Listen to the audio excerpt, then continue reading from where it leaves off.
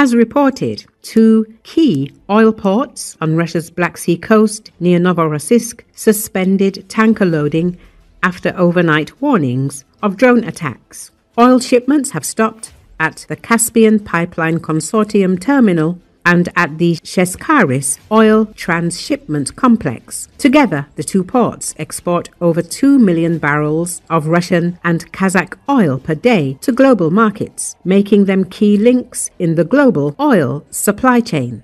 Total global seaborne oil shipments amount to approximately 40 million barrels per day. The Ukrainian Navy isn't ruling out similar strikes on similar targets. This opinion was expressed by Ukrainian Navy spokesman Captain 3rd Rank Dmytro Pletenchuk during a telethon broadcast. In particular, he was asked to comment on information about the attack on the ports of Novorossiysk and Tuapse, which are important for the Russian Federation in the context of oil shipments. These ports are very important for the Russians. A fairly large percentage of tanker oil is loaded into ports on the Black Sea, primarily, of course, Novorossiysk, said a Ukrainian Navy representative. He also commented on the enemy's ability to protect such facilities. Regarding their cover, we'll see over time how seriously they're taking this issue, considering that on the other mainland of the Russian Federation, similar incidents are occurring practically every day at similar facilities, particularly those related to oil refining. According to Pletenchuk, similar attacks on similar Russian facilities that are directly related to supplying the enemy army will soon occur. I think we'll witness either the destruction of these facilities or damage. In any case, no one will announce it, but they're not very far from us.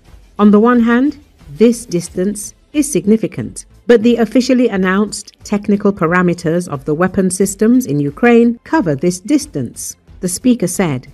As a reminder, on September the 24th, Ukrainian naval drones and UAVs attacked Russian Black Sea ports. Russian media reported an attack on Novorossiysk, where the Russian Black Sea Fleet's missile carriers have been deployed, and the port of Tuapse. Unmanned boats were reportedly discovered in the Black Sea, and residents of the Tuapse district were urged to leave the coastal area. By evening, local authorities also ordered residents to evacuate the city centre. Meanwhile, a video filmed in Tuapse has circulated on social media showing gunfire and explosions, as well as attempts to hit maneuverable objects on the water. Residents of the city report communication disruptions in Tuapse.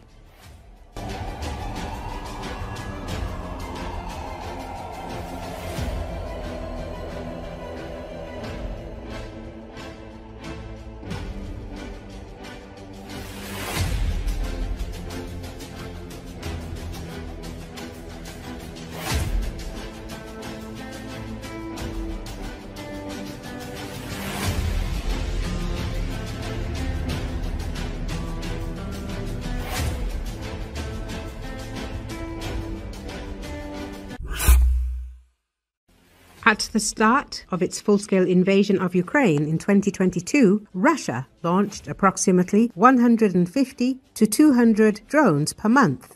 Now it produces and launches nearly 5,000 drones per month, according to an analysis by Foreign Policy.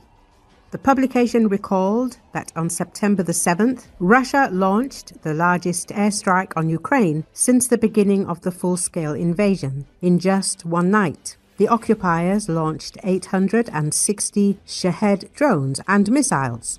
Just 2 days later, approximately 19 Russian drones violated Polish airspace, prompting NATO to scramble fighter jets to shoot down enemy targets. A few days later, a similar incursion into Romanian airspace followed.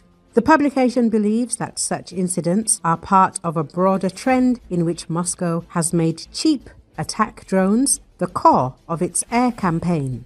Since the beginning of 2025 alone, Russia has launched over 33,000 Shahed drones into Ukraine.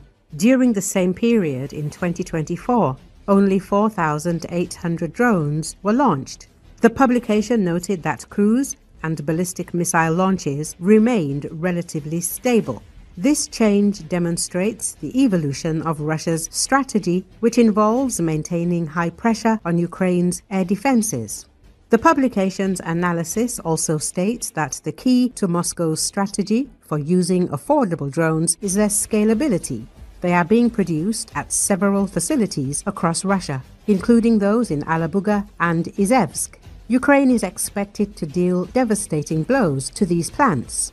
There have already been attempts at this. Recall, Ukrainian defense forces have destroyed a major Russian ammunition depot in the occupied settlement of Bodanivka, Luhansk region, eliminating stocks of precision tank rounds and large quantities of drones. According to the General Staff of Ukraine on September the 22nd, Russian troops had organized the site as a distribution point for the 17th Tank Regiment of the 70th Motor Rifle Division. The facility stored ammunition of multiple types, including guided ZUBK-14 tank rounds designed to strike armored targets at distances beyond conventional tank munitions. The General Staff reported that the depot contained thousands of shells for artillery and tanks, along with tens of thousands of mines, grenades, and cartridges. Deliveries also included over 19,000 drones of various models intended for Russian units operating in Donetsk. Among them were the Molnia, Boomerang, Vandal Novgorodsky, and Gorinich systems, together with supporting equipment such as batteries, communications modules, and video transmitters.